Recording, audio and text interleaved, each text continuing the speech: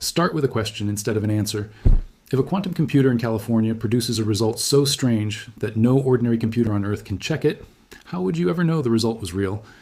That question sat unanswered for the better part of 6 years, hanging over one of the most expensive, most closely watched scientific rivalries in the technology industry. A rivalry fought not with lawsuits or marketing budgets, but with dueling claims about machines that operate on principles most people, including plenty of trained engineers, will never fully internalize. Then, sometime in late 2025, the beginning of an answer showed up, not from a press conference, not from a corporate announcement, but from a quietly published piece of independent computer code, run on a machine built 4,000 miles away by a direct competitor. To understand why that distance matters, and why the answer is more interesting than the dramatic version of this story you may have already heard, you have to go back to the moment this entire rivalry first started keeping score. In the autumn of 2019, Google announced that a chip called Sycamore had crossed a line researchers had been chasing for decades. The specific task Sycamore performed is called random circuit sampling, essentially asking the chip to run an enormously complicated, deliberately scrambled sequence of quantum operations, and then report which outcomes it landed on. A problem with no practical real-world use on its own, but one specifically chosen. Because tracking every possible outcome of that scrambling becomes exponentially harder for an ordinary computer as more qubits get involved.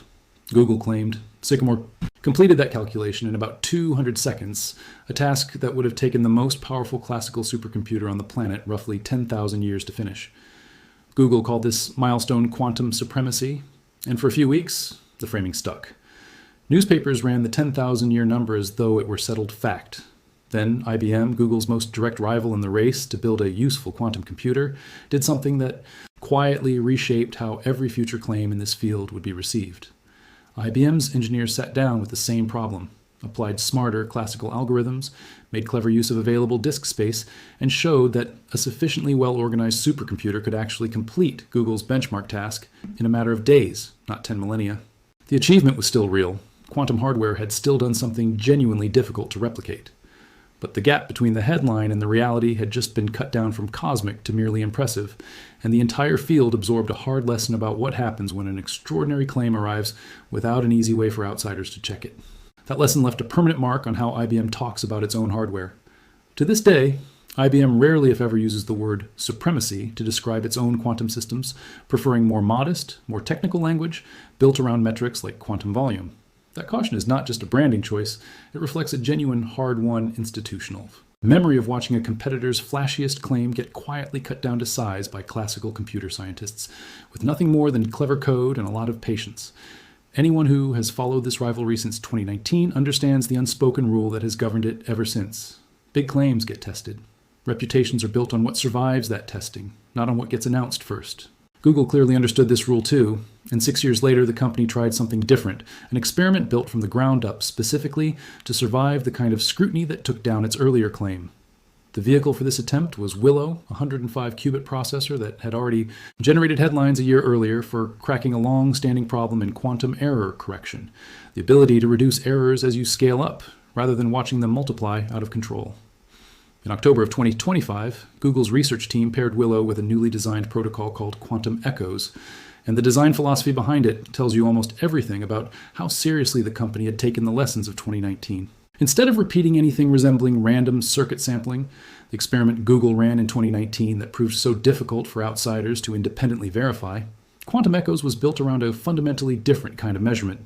Picture sending a carefully structured pulse into a complicated system, nudging one small piece of that system just slightly, then running the entire sequence backward in time to see whether a faint, mathematically predictable echo comes bouncing back. That is roughly the physical intuition behind the experiment, formally built around something physicists call an out-of-time order correlator, a quantity originally developed to study how information scrambles through chaotic quantum systems, the same kind of scrambling physicists sometimes invoke when discussing what happens to information that falls past the event horizon of a black hole. Measuring that scrambling precisely across enough qubits and enough operations is exactly the kind of task that becomes catastrophically difficult for an ordinary computer, because the number of quantum possibilities involved doubles with each additional qubit, outpacing brute force calculation almost immediately. What set this particular experiment apart from its 2019 predecessor was not just the underlying physics, it was the shape of the output. A random circuit sampling experiment produces a sprawling statistical distribution that essentially requires you to trust the machine that generated it, since there is no simple, single value to point to and say this is either right or wrong. Quantum echoes, by contrast, produces something closer to a single, specific number, a correlation value that, in principle, any sufficiently capable quantum computer ought to be able to reproduce and check against the original, the same way two independent laboratories measuring the boiling point of water ought to land on roughly the same answer if they are both doing the experiment correctly. That shift from an unwieldy distribution to a clean, comparable number is the entire reason this experiment was even theoretically capable of being checked by someone outside Google's own walls in the first place. And it is worth appreciating how deliberate that design choice was, since Google could easily have chosen a flashier, harder to verify benchmark instead, the same way it effectively had in 2019. Google's published results, which appeared in the journal Nature, reported the experiment running roughly 13,000 times faster on Willow than the best available classical simulation could manage, running on Frontier, a machine housed at Oak Ridge National Laboratory in Tennessee that remains one of the fastest supercomputers on the planet. Certain individual data points in the experiment, involving 65 qubits and unusually deep circuits, were estimated to require more than 3 years of continuous computation on Frontier just to simulate once, a task Willow completed as part of a broader series of measurements finished within minutes. Before publishing any of this, Google's own team ran what they described as red teaming exercises, a term borrowed straight from cybersecurity practice, deliberately trying to break their own result using 9 different classical algorithms over a combined effort equivalent to roughly 10 years of computing time. None of those approaches could keep pace. Outside experts who reviewed the work largely treated it as a serious, carefully constructed advance rather than another overhyped headline. Scott Aronson, a quantum complexity theorist at the University of Texas at Austin, who has spent years serving as one of the field's most trusted independent referees, someone with no financial stake in either Google's or IBM's success, pointed to exactly the detail that made this experiment different from 2019. The big advantage this time, he explained, is that the output is a single number rather than a sample pulled from an enormous distribution, which means the result is, in principle, efficiently verifiable, not only by classical brute force, but potentially by an entirely separate quantum computer. That single sentence captures the whole point of the experiment's design. Google had built something specifically engineered to invite outside verification, rather than something that simply demanded everyone take its word for it. There was, however, one small but important asterisk buried in the coverage surrounding that October announcement, the kind of detail that tends to disappear by the time a story reaches a dramatic video title. Reporting on the Nature publication noted explicitly that, as of the actual date the paper came out, nobody had yet performed that independent cross-check on a second quantum machine. Google had built the door. Nobody had walked through it. The architecture for verification existed. The verification itself did not yet. That gap is exactly where the next, considerably less corporate chapter of this story begins, and it is also exactly where popular retellings tend to take a real, interesting development and inflate it into something it was not quite. Several months after Google's announcement, an independent researcher operating under the name Quantum Clarity decided to actually attempt the missing replication using nothing more exotic than publicly available cloud, access to IBM's quantum hardware, the same access available to students, hobbyists, and academic groups anywhere in the world with an internet connection and a modest amount of compute credit. This detail reshapes the entire story. What happened here was not IBM, the corporation, formally entering the ring to validate or dispute Google's claim through some coordinated joint research initiative. It was one person working independently, logging into IBM's public quantum platform and renting time on a real quantum processor exactly the way anyone else with an account could. The specific machine involved was IBM Torino, a 133-qubit processor built on IBM's Heron architecture, arranged on what engineers call a heavy hex lattice, a structurally different layout from the square grid Google uses on Willow. Where Google's square grid typically connects each qubit to 4 immediate neighbors, creating a dense web of connections, IBM's heavy hex design limits most qubits to 2 or 3 neighbors, trading some of that density away in exchange for sharply reduced crosstalk. An interference, reflecting a different engineering philosophy about how best to scale these systems reliably. That architectural difference is not a minor footnote. It is the entire reason the eventual result matters. Using the methodology Google had already published openly, the independent researcher rebuilt the Quantum Echoes protocol from scratch on IBM's chip, sending in a structurally similar signal, introducing a comparable single qubit perturbation, running the same kind of time reversed sequence, and then measuring what came back. The numbers were genuinely striking. Running the experiment with roughly 4,000 measurement shots across about 2.5 hours of quantum processing time, the replication recorded an echo fidelity of 58.3%, nearly 12 times above the 4.9% baseline you would expect from pure random noise with no real quantum effect taking place. An additional measurement, described as a perfect echo rate, came back at 98.6%, a figure the researcher described as reflecting excellent underlying hardware quality on IBM's machine. Every piece of the underlying code, the raw measurement data, the analysis scripts, and the supporting visualizations behind these numbers were published openly on GitHub, available for absolutely anyone, anywhere, to download, inspect, rerun, and challenge for themselves.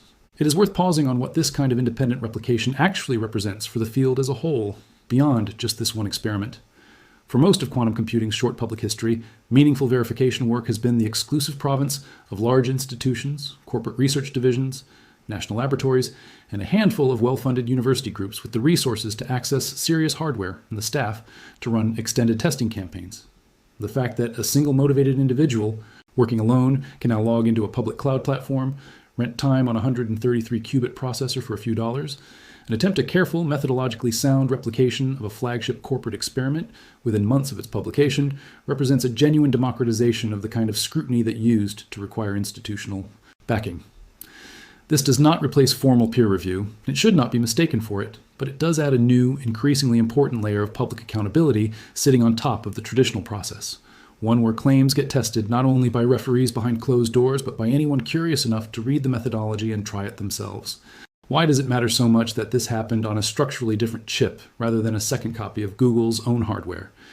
Because if the quantum echo phenomenon had only ever shown up on Willow specifically, skeptics would have every reason to wonder whether the entire effect was some kind of hardware-specific quirk, a particular artifact of Google's wiring and calibration rather than a genuine universal feature of quantum mechanics itself. Watching a recognizable version of the same signature appear on a structurally unrelated machine built by a direct competitor using a different qubit geometry is meaningfully different evidence. It points toward information scrambling and quantum echoes being a real platform-independent feature of how these systems behave under the right conditions, not a parlor trick unique to one company's particular engineering choices. Now comes the part where the actual story has to slow down and resist the temptation to round upward, because this is exactly where a dramatic title tends to stretch something real into something it is not quite. The claim that IBM's quantum computer detected the same signal as Google's Willow chip describes, something that, in a narrow technical sense, did happen. But the phrasing invites an image of two corporate giants formally cross-checking each other's work through some coordinated scientific event. That is not what occurred. An independent, unaffiliated researcher used IBM's publicly rentable cloud infrastructure, the same infrastructure, available to anyone with an internet connection and a small amount of compute credit, to run their own version of an already published experiment. IBM as a company did not issue a press release. IBM's own research division did not author the replication. There is no peer-reviewed journal article yet confirming these specific numbers through the kind of formal review process Google's original Nature paper underwent.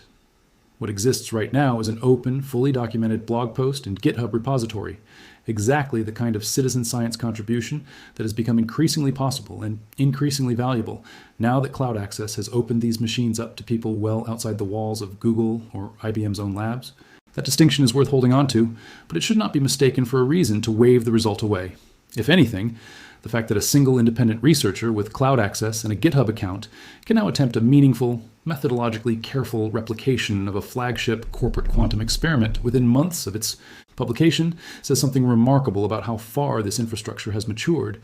A decade ago, that scenario would have sounded like science fiction, requiring an entire corporate research division and a formal interlab agreement just to get in the door. Today, it requires a laptop, a login, and the patience to read through someone else's published methodology closely enough to rebuild it from scratch.